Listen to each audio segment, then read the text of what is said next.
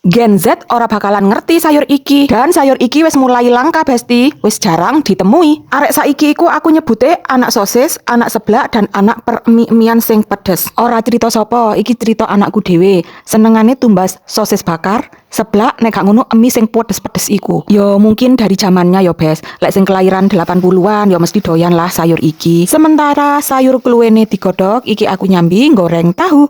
Perbumbuan iki ya wis siap di atas cowek besti. Tak ulek iki tak tambahi micin, kunir bubuk, lan tumbar bubuk. Sayur kluwene iki wis empuk, tahu tempe ya wis digoreng kabeh, santen ya wis mari diperesi, ya ayo gendang, masak. Bumbu mau sing wis diulek dicemplungno nang minyak panas. Dioseng-oseng iku nganti mateng ya Bes. Lek gak mateng jangane gak enak mambu bawang. Jangan iku lek mambu bawang mentah moro piyengan ae ya Bes nang irung, moro gak nafsu makan ae. Iki tahu karo tempe sing wis digoreng mau tak cemplungno pisan, ben tercampur karo bumbune. Dadine melu sedep. Sebagian orang ngomong tempe lah dimasak santen iku luwih sedep sing gak digoreng. Darene kuah jangane iku lebih sedep, lebih beraroma tempe ngono besti. Santen encer wis umup, lanjut iki santen kental yo tak tumblekno pisan. Diaduk-aduk ben santene ora pecah. Masya Allah, jan oleh jangan sak kuali tenan iki Bes. Iso mblendrang nganti meneh iki Bes. Ya wis iki sayure wis mateng, monggo maem besti.